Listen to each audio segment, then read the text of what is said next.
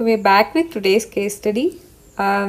This case study not just requires a bit of empathy and compassion, but so much situational intelligence on how you're going to tackle a crisis right in front of you, just in matter of few minutes. So it is pretty exciting that way. So let us try to look at it. You're aspiring to become an IAS officer and you have cleared various stages and now you've been selected for the personal interview. Good. On the day of the interview, on the way to the venue, you saw an accident where a mother and child who happened to be your relatives were badly injured. They needed immediate help. So they were badly injured and needed immediate help. What would you have done in such a situation and justify your action? So it's pretty simple that we say I'll just go out, help them, or because I have my UPSC interview, I'll try to arrange something and just ensure that these people are taken care of. But what is much more important for an examiner in such a case study is to check your value system and to also check the presence of mind that you're displaying. How ready are you and how quick are you to deal such a situation and explore various alternatives so that you meet both the situations, that you'll be able to go to your UPSC interview and on the other hand also save lives. So to what extent are you ready to go and what are the possible case studies that you look at, right? So the entire scenario should be right in front of your mind so that you can take a decision in a snap. So that situational ability is tested here because the answer is pretty obvious, right? I think we all agree that we have to find a way that these people go to the hospital and also that you have to go to the UPSC interview. But how are you handling the situation? What are the various possibilities that you look at before you take any decision? So these possibilities are what I would be interested in this case study. Let's try to look at them. As always, we begin our answer right away with a simple explanation of the case study and the situation we are in. So here, helping the mother and the child is immediate priority. So you are out front clarifying what your position is. So you need not wait so much deeper into the answer to put forward your position. So immediately explain what is your take on the case study. And then what is your dilemma? Okay, now that you want this to be a priority, but there is also a dilemma if this becomes your priority. So the challenge is how can you do that without delaying your presence for the interview? So that's where the dilemma lies, right? So your position is clear, but delivering that position might put you in a position of dilemma. So what would you do then? Ignoring them is not a choice that you have. Your interview cannot justify this act. So you are explaining what you're going to do gradually. So in that, you are clarifying your position. So first you have stated your position and now you're clarifying it. This clarification becomes very important for you to take any options in the future.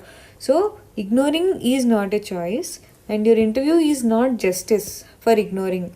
However, you might also, there is a remote chance that you might get a chance to explain your condition and postpone interview in the worst case, but their condition could turn critical by then, right? So on one hand you have the interview, on the other hand you have their life. Worst case, you might have a chance to postpone your interview, like if you try hardest way, but there is no chance of postponement here. So this position of yours will help clarify any action that you're going to do further. So if you're going to say I will move to the hospital if there is no one around, it will justify because you believing that your interview may be postponed, remotest chance, but there's nothing as such for life. So first I'll shift them to the hospital as soon as I can. I'll also inform other family members about the accident. That's good. So this is what I was telling you, situational possibilities. What are the extent of possibilities that you can try and look at in this situation? So you have informed family members so that someone can reach and you could go to your interview. You'll also request them to reach out to me in case of any need. In case there's a situation that someone is far away from the hospital and might want to know some details, they can reach out to you. So you have informed the first layer, that is family. And then You will also pay the initial cost with whatever money that you have. This is very important. There might be some upfront costs that are required. And in case that additional costs are required, you will explain the medical team, right, that you can only arrange for this sum at least at the moment, and someone from the family will be coming and taking over the responsibility. So you will also explain to the medical team, so this is level 3, explain to the medical team that you will have to leave because of interview and that they can reach out to you in case there is any further emergency before other family members reach.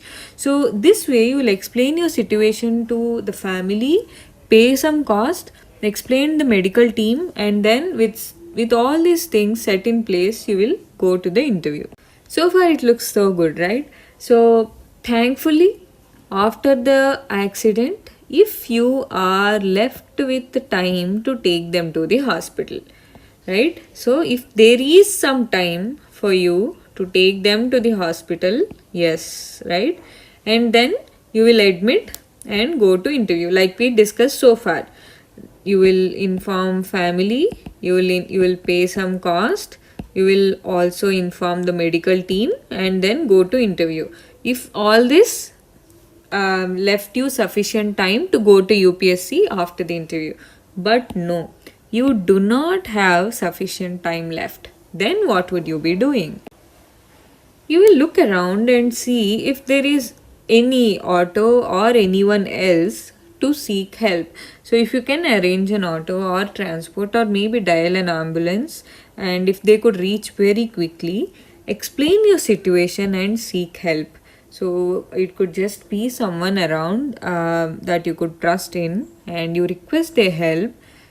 Tell them that you could arrange for all the costs once they reach the hospital, and you also inform that some family members will be reaching so that there is assistance in the hospital too.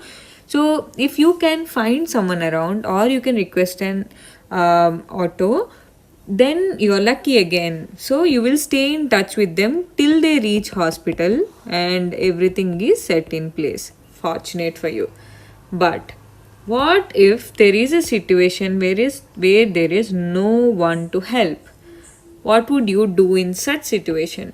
You will ask UPSC to adjust schedule. So you will reach out to UPSC office, explain your situation, that you will not be able to come right on time, that there is a very bad accident that happened on your way, so you will need some additional time. So you will request UPSC. Fortunately again, if UPSC says yes, if the office agrees to what you have requested for, then you will go to the hospital, admit them, and then go back to your interview. Again, that is a positive scenario. What if UPSC says no?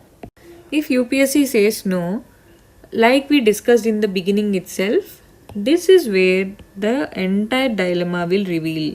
So worst case, UPSC says no and you have to take them to the hospital. What would you prioritize? So you believe that once you go admit them in hospital and come back to UPSC, explain your situation to the chairperson or someone, there is a remote chance that you will be able to give your interview. But if you delay joining these people for UPSC, there is a high chance that they may lose their life. So what would you do in such a situation? It is very important for you to explore these various options. Otherwise, the case study becomes very simplistic in nature. There's not much dilemma for you to solve if you don't explore the depths of it. So if you don't touch the worst case scenario in this case study, there's no beauty. So how are you going to justify this is much more important to me than your situational intelligence. This is where your value system is thoroughly tested. Then what do? You go to the hospital, reach out to the UPSC chair. So you go to the hospital, admit them, come back to UPSC and reach out to chairman and try to explain. So you hope that UPSC will allow you to give interview. This is just hope that they will allow you to give your interview. So beyond this, you are helpless because life is much more important in the situation. I'm not saying that you are stopping exploring other options right in the beginning itself. You are exploring other options. You're trying to reach out to whichever source of help you can. But despite all that, what if there's no one around to help you? What would you be doing? Would you be compromising their life at the cost of your interview? That's the essence of the dilemma. So this is where we try to justify why, the why part. So it is very important to act with presence of mind despite efforts. If there is no help around, I prioritize life over my interview. Simple. So you have answered the case study. I have a firm belief in the righteousness of my action and convincing the UPSC if delay happens. Situations like this bring the best of our values, and our actions should prioritize urgent issue at hand. So because this is a crucial value dilemma, your action in such situations should prioritize urgent acts, like at least you can call it greater good. So at least 2 lives for 1 life, just for your interview. So which among the 2 is greater? Either they living or you going to the interview. You can even say this is your duty as a human being. I didn't go even to that extent, justifying it theoretically, because this case study looked like a practical to-do action for me. So I didn't give any theoretical justification because I didn't find that necessary. But you might choose to say, that because there are 2 lives versus 1 interview or 1 job, life obviously takes a better place. Also, as an individual, it's your duty to save someone in distress. So that is the urgent issue at hand, and thus you have prioritized their lives or your interview. This is how you're going to justify the act. Hope you enjoyed. Please share your comments on the YouTube video. Let's quickly look at tomorrow's case study before we say bye. As a senior officer in the ministry, you have access to important policy decisions and upcoming big announcements such as road construction projects before they are notified in public domain. The ministry is about to announce a mega road project for which the drawings are already in place. So the drawings are made. Sufficient care was taken by the planners to make use of government land with minimum land acquisition from private parties. Compensation rate for private parties was also finalized as per government rules. Care was also taken to minimize deforestation. Once the project is announced, it is expected that there will be a huge spurt in real estate prices in and around that area. Meanwhile, the minister concerned insists that you realign the road in such a way that it comes close to his 20 acres farmhouse. He also suggests that he would facilitate the purchase of a big plot of land in your wife's name at the prevailing rate, which is very nominal, in and around the proposed mega road project. He also tries to convince you by saying that there's no harm in it as he's buying the land legally. He even promises to supplement your savings in case you do not have sufficient funds to buy the land. However, by the act of realignment, a lot of agri lands have to be acquired, thereby causing considerable financial burden on the government and also the displacement of farmers. As if this is not enough, it will involve cutting down of a large number of trees, denuding the area of its green cover.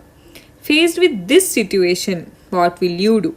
Critically examine various conflicts of interest and explain what your responsibilities are as a public servant. It's quite a long case study. In this case study, it is outrightly clear the case is one of corruption, right? Also of conflict of interest. You have privileged position and also responsibility of position in power.